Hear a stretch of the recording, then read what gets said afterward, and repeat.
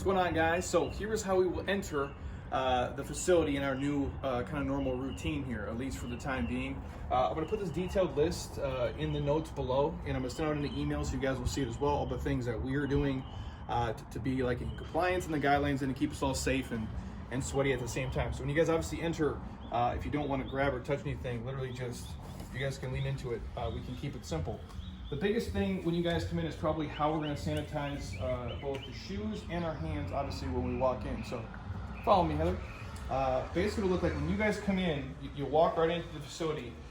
The easiest way that I've done this, because I've done it for about a month and a half now, is you guys are here. Obviously, we just walked in. We're basically going to take our foot.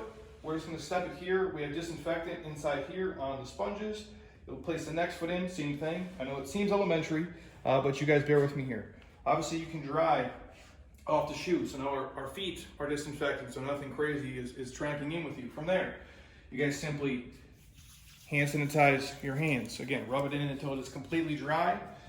You guys should be good to go. Obviously, we have a giant stop sign that Monica so beautifully made here. Again, this is your kind of sanitizing zone for both feet and obviously hands. Now, we've had this place obviously deep clean from top to bottom, so it is as spotless as any gym and facility can be. Done the absolute best I can for you guys. Nobody else has been in here. What we'll do as a staff, we're gonna have like a kind of like a health checklist as we go through. All of us will take our temperatures before we come to work. We also have the no touch here for us as well. If anything is off or funky, these guys have to go home. We'll document it obviously every day as we go. If you guys need something like that for us to take your temperature, just request it. I'm happy to do so. The other changes that we have made, you guys will notice we have these stations all around the facility, these little sanitizing stations with a hand sanitizer, a disinfecting spray, wipes while they last, although they're extremely hard to find, and some other paper towels. Also on the doors, we're just giving you guys the friendly reminders. This is all stuff we probably learned in 3rd grade, but obviously the season of life we're in, it's nice to have it there for you. So obviously those are on the outside of the bathrooms. They're also basically posted on the inside as well. Obviously, when you guys want to go into the bathroom, if you use it, if you're worried about something, you can hand sanitize your hands before you come in and touch the handles. Once you guys are obviously in here, we have wipes. We also have the disinfecting soap for your hands, washing it for at least 20 seconds. Try not to touch anything crazy. For the time being, we can't use the shower. That is the CDC's recommendation, so we're following that. I'm sorry, you guys, for the inconvenience. It is out of my control. So again, obviously, when you guys are touching anything, just make sure the hands are always clean.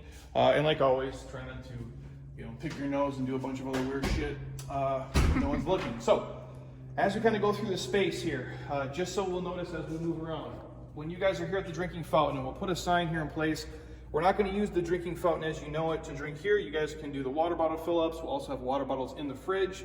You have, again, hand sanitizer here as well as a disinfecting spray here for you to use. We'll put some notes here as a reminder in terms of that, but we will always have water bottles for you guys. Now, we will do some additional signs as we go through the space of like, hey, here's how we're all going to clean equipment as a staff and you guys. Anytime you touch anything, basically just spray it down and we'll walk you guys through that protocol once you're here. It's not super complex, but we're all just kind of do our part so we can all stay here and keep having fun. From here, obviously you guys have another hand sanitizing station with all the same stuff, the wipes, disinfectant. Obviously you can squirt it. There is gloves available. We'll walk through that if that's something you guys choose to do. They just have to be taken off the correct way and thrown away after every single use so there isn't the cross-contamination stuff there. We also have another hand sanitizing spot here for you guys with the wipes, the sanitizer, obviously in the spray. Again, we're placing them probably about every couple 100 feet for you guys. And then the final one is actually in between the dumbbells and the kettlebells, where again, we have the wipes, the hand sanitizer, and the gloves. So we have 6 stations in total, each of them complete with hand sanitizer, either the disinfecting spray or the wipes or all of them. The best we can do here. I know it might seem like overkill for you guys, but I don't want to kind of leave any stone unturned. In terms of programming, just an example of what it's going to look like. We're going to put you guys in blocks of 4. A lot of the protocols we used to do, we just can't right now with how everything is. So the workouts might take a little bit longer, so just kind of adjust accordingly so we can clean everything so everybody can be safe. But when we have you guys come in, we'll put you in blocks of 4, and if that's it, obviously if the space isn't full, you want to be in a block by yourself, that works as well. But if we are, at kind of a full group, you'll be in that group of 4 and you won't intermingle with the other group, so it'll just be you guys tied together. And so obviously, if you guys can see the assault bikes, they're actually spaced out about 8 feet apart from each other, so it's more than the 6 feet, so you guys have more than enough space between. And that's if the doors are closed. We'll keep everything open as long as we can. We'll throw some stuff outside until it gets to be like 100 and whatever crazy degrees. But for now, we'll probably pop the garage or we'll have you guys there. But as an example, let's say it's July, we're in here. You guys are all spaced out and staggered accordingly. Same thing when you guys come and use, let's say, like the dumbbell set. So if we're gonna go like dumbbell curl and press. If I'm obviously, in spot number 1, I can grab my set of dumbbells. I'm gonna rip it, I'll go through everything. Now if somebody else is in my group, they're actually about 9-10 feet away from me and they're doing their stuff right here. So again, there is plenty of distance, basically how we have the place set up. In terms of dumbbells, what we'll ask you guys to probably do is when you're done with them, just literally set them down. Don't re-rack them, which is against everything we've ever learned our entire lives. But we'll come by and spray them down, or if you guys spray them down when we go through the training, we can go that way. So that way we make sure everything is only touched by you, and then we clean it before somebody else can touch it. If we kind of move down the list, so 4 people, 8 people, if there was 12 people, each one of you have a cone, and again, you're spaced out about 7 feet apart, so if you're going through normal patterns, whether that's lateral shuffles, skater hops, you guys are doing mountain climbers, again, you all have your space. That's if things are at capacity. If there's only 8 of us in here, obviously, we're gonna have plenty of room for everybody. And then we would do the same thing on the other side here to make sure the spacing is there. Most of our groups, you guys, are relatively small. The only group we have that's relatively big is probably the 6 a.m. So the only caveat I'll say is, and again, as this has gone on, obviously we've lost people because they've lost their jobs, and so our volume of the groups are not as big as we're going to be used to. So I don't foresee it as an issue, but if you're a 6 a.m. person and you can come to 5 a.m. or come to like a 7 a.m., then come there. If you're somebody who likes a smaller group, historically for us, the 7 a.m. and the 8 a.m.s are much smaller. I'm even open to like on a Tuesday, Thursday, if you normally come at 6, but you have the time, if you want to come roll through this at like 6:45, whether it be like by yourself or if I'm in here training one person, essentially you have the whole gym kind of as your playground. So I'm willing to listen to you guys in terms of what you need, what you want, what you're comfortable with. If there's something I showed or said here and you're like, oh Jeremy, that sounds crazy, please let me know. This is really weird for all of us. Obviously, it's going to be weird for me to start.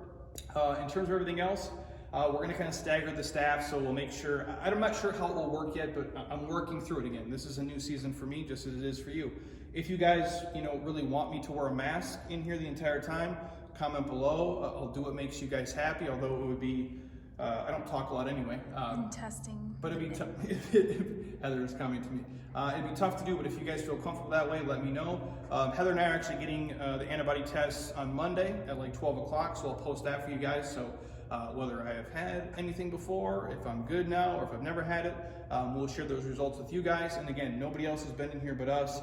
And again, we've done the deepest cleaning possible. We still have a professional cleaning company coming all the time. And again, you guys have been here. You know the space. I treat this better than I treat my own house because I live here. And we'll do everything we can to make you guys feel comfortable and kind of keep this train rolling. So if you need something, tag or comment below. I'm going to share a bunch of stuff in the details here that you guys need. But other than that, I think that's pretty much everything. Can you think of anything else, Heather?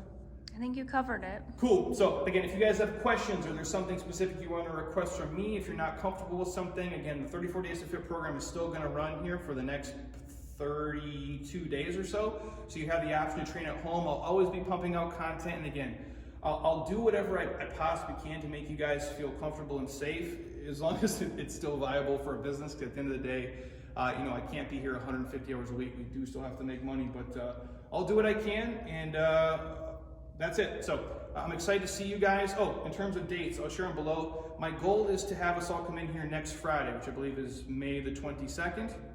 We will go through a normal Friday. Saturday be the normal kind of 8 a.m., 9 a.m. stuff. And then obviously we'll take Memorial Day off. In terms of doing holiday workouts, it's probably not going to happen for a decent amount of time. I just don't know how we'll navigate that in the future. But we'll take things as they come. And I'm willing to listen to you guys. You're all smart, educated people. But short of that, that's kind of how things are going to roll for now. And as I think of more stuff, I will definitely throw it out there. But other than that, we'll all do our part, to kind of, stay safe and distance and clean everything we possibly can. But if you need something, let me know. And again, I'm excited to see you guys and get rocking here sooner than later. So I'll talk to you guys soon. Peace.